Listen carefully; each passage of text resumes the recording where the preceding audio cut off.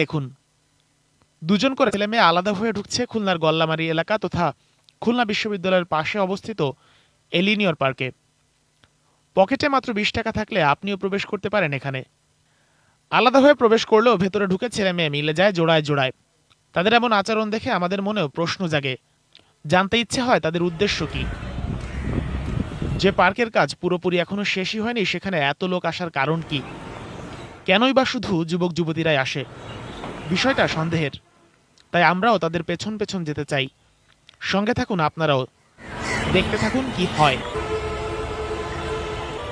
হঠাৎই চোখ পড়ল একটি বেঞ্চে। রোদ নেই, বৃষ্টি নেই, তারপরও বেঞ্চে বসে থাকা তরুণ তরুণীরা ছাতার নিচে। তাই ইয়াং ফেলো চ্যানেলের ক্যামেরা দেখে তারা ছাতা ধরলো আরো এটে। বুঝতে বাকি থাকে না, ছাতার নিচে মেয়েটা বসে আছে আর শুয়ে থাকা ছেলেটির মাথা মেয়েটির কোলের ওপর। আর ভেতরে কি হচ্ছে তা না হয় আপনারাই বুঝে নিন।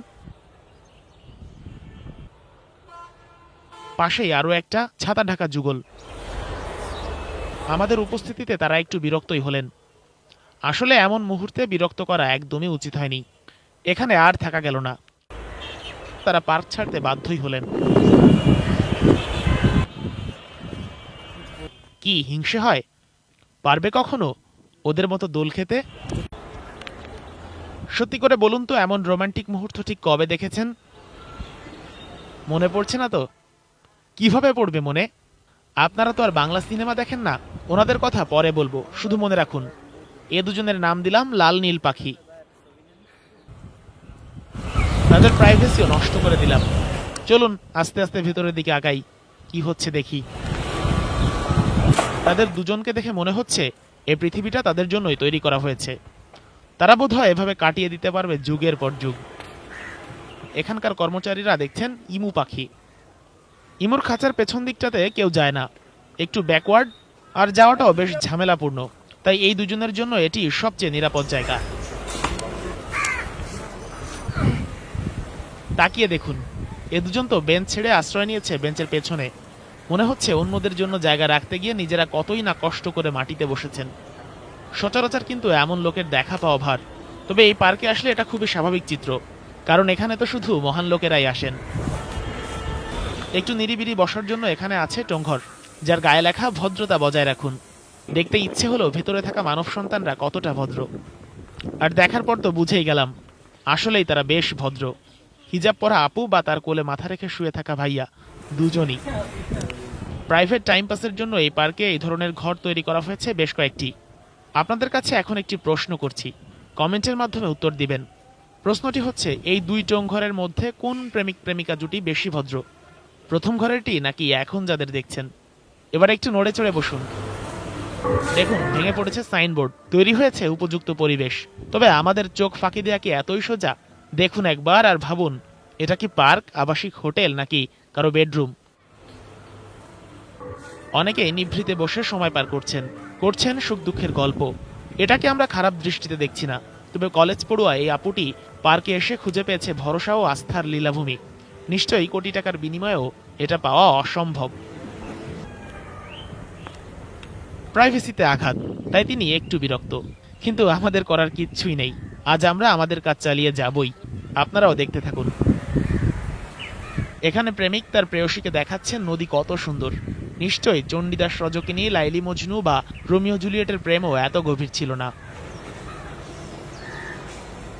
আর এই রোমান্টিক নদীর ওপারে চলছে গাঁজা সেবনের প্রস্তুতি। এই হচ্ছে আমাদের বর্তমান তরুণ সমাজ। লিনিয়র পার্ক প্রেমিক প্রেমিকাদের জন্য হয়ে উঠেছে আদর্শ ক্ষেত্র, যাদের বাধা দেওয়ার কেউ নেই। আর এখন যাদের দেখতে যাচ্ছেন, তার জন্য মানসিক প্রস্তুতি নিন, না হলে হার্ট অ্যাটাক হতে পারে। এই যুগলকে কোন সূত্রে ফেলবেন? কোন ধাতু দিয়ে তৈরি তারা? দেখে মনে হচ্ছে তারা আছে পৃথিবীর সবচেয়ে জনমানবশূন্য স্থানে। আর হ্যাঁ, এরা কিন্তু অনেক সাহসী। ক্যামেরা দেখে অন্যদের মতো ভয় পায়নি, বরং তাদের আবেগ বেড়ে গেছে বহু গুণে। সকলেই যে এখানে খারাপ উদ্দেশ্য নিয়ে আসে তা কিন্তু নয়। এই দুজনকে দেখলে তাই বুঝবেন। আবার তাদের ওপাশের দুজনের দিকে তাকালে আপনি দেখতে পাবেন এখানকার স্বাভাবিক ছবি। আসুন আপনাদের এবার আরো দুজনের সাথে পরিচয় করিয়ে দেই, যারা টিকিটের 20-20-40 টাকা উসুল করছেন সুদে আসলে। যদিও এই মুহূর্তে এখানে আসা একদমই উচিত হয়নি, কি আর করা, এসে তো পড়েছি। লেক নামের এই খালপাড়ে তেমন কিছু চোখে পড়ল না। সবাই বোধহয় সচেতন হয়ে গেছে। এদিকে আবারও সেই ছাতা, এর ভেতরে কি হচ্ছে তা তো জানেনি, বলার কি দরকার। ফাঁকে একটা বিষয় জানিয়ে রাখি, এই পার্কে মানুষ প্রবেশের জন্য 20 টাকার একটি টিকিট হলেই চলে, তবে একটা ক্যামেরার জন্য লাগে 5টা টিকিট, সব মিলে 100 টাকা। এমন বেকার বসে থাকা যুগলদের দেখে ভাববেন না ঘটনা শেষ হয়ে গেছে, সামনে কিন্তু আছে আরো বড় চমক। এই ফাঁকে আপনারা আমাদের দ্য ইয়াং ফেলো চ্যানেলটি সাবস্ক্রাইব করে নিন। দেখুন তো এই বেঞ্চে কি চলছে, বোধহয় তাদেরকেও বিরক্ত করলাম, যদিও এমন সময় এই কাজ করতে নেই। একটু ভালো করে দেখুন। ভাইটি বিরক্ত হলেও আপু কিন্তু কিছু মনে করেননি। হে যুগে কে কার ধার ধারে বলুন। মনে আছে শুরুতে দুজনের নাম রেখেছিলাম লাল নীল পাখি, দুজন তখন গাছের দুপাশে বসা ছিল। এখন দেখুন নীল পাখির কোলে মাথা রেখে শুয়ে আছে লাল টুকটুকে গানের পাখিটি। মনে হচ্ছে সৃষ্টিকর্তা ওনাদের পৃথিবীতে পাঠিয়েছেন এজন্যই। ঘটনা কিন্তু শেষ হয়নি। এই যে বড় টাওয়ারটি দেখছেন, এটাও এখানে আসা ছেলে মেয়েদের জন্য বেশ কাজে দেয়, যদিও এলাকাবাসী ও পথচারীদের চাপে আপাতত এটা ব্যবহার করতে দেয়া হচ্ছে না। পার্ক ত্যাগের পূর্বে আমাদের চোখ পড়ল দূরে আরো একবার। আপনারাও খেয়াল করে দেখুন, বেশ ভালোই বোঝা যাচ্ছে তাদের অবস্থান আর কি করছেন তারা।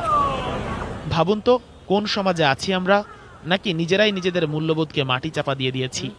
আমরা কি এমন দেশ চেয়েছিলাম? ভাবতে গেলে গা ছিমছিম করে, তাই না?